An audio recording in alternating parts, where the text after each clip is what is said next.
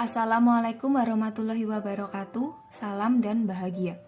Saya Nur Alvina Damawati, NIM 2019-017047. Berikut adalah profil usaha saya, yaitu Vina Jaya Keramik.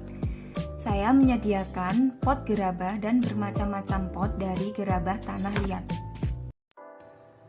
Usaha gerabah ini disebut dengan tembikar atau keramik, merupakan jenis usaha dalam bidang craft yang memproduksi pot bunga dari gerabah. Visi dari usaha ini adalah menjadi perusahaan gerabah dengan kualitas terbaik, harga bersaing, dan go internasional dalam waktu 5 tahun ke depan. Misinya menjadi perusahaan gerabah yang terpercaya serta dikenal oleh kalangan luas sebagai toko pot bunga dari gerabah yang menjual barang-barang berkualitas. Yang kedua, menjadi penyuplai barang-barang gerabah yang terbesar di Yogyakarta. Yang ketiga, memperoleh dedikasi tinggi oleh konsumen. Yang keempat, mengurangi pengangguran di desa. Yang kelima, menembus pasar nasional bahkan internasional. Aspek pemasaran yang pertama, produk.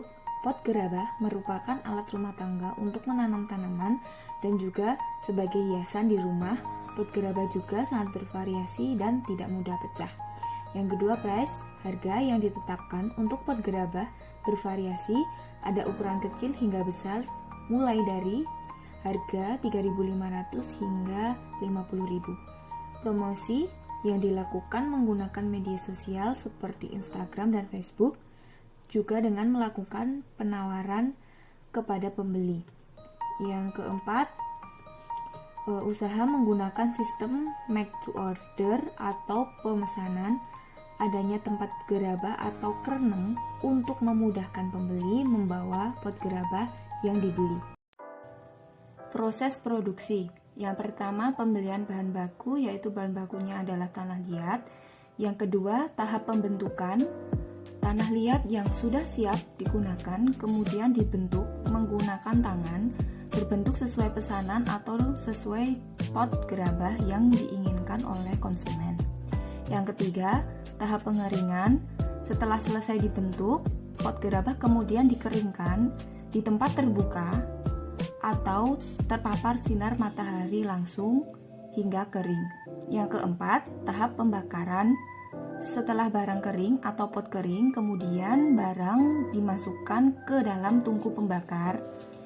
Dan selanjutnya tahap penghalusan dan pewarnaan. Setelah selesai dibakar, kemudian pot dikeluarkan dari tungku pembakar dan dibersihkan, kemudian bisa diwarnai dengan cat.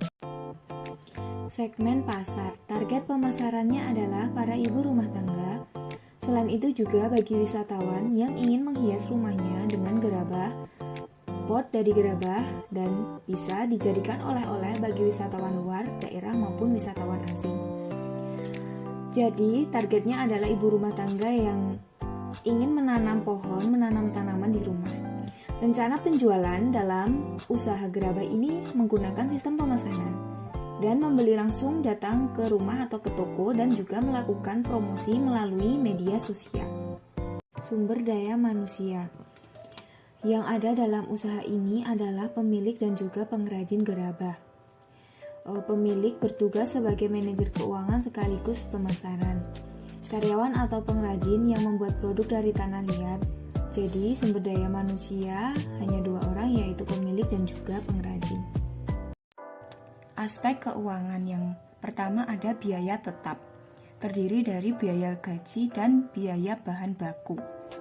Biaya gaji sebesar 100.000 untuk membayar karyawan atau pengrajin. Yang kedua, biaya bahan baku untuk membeli tanah liat dan juga kayu bakar sebesar 200.000. Biaya variabel adalah biaya lain-lain sebesar 50.000. Sekian bisnis plan dari saya. Terima kasih. Assalamualaikum warahmatullahi wabarakatuh.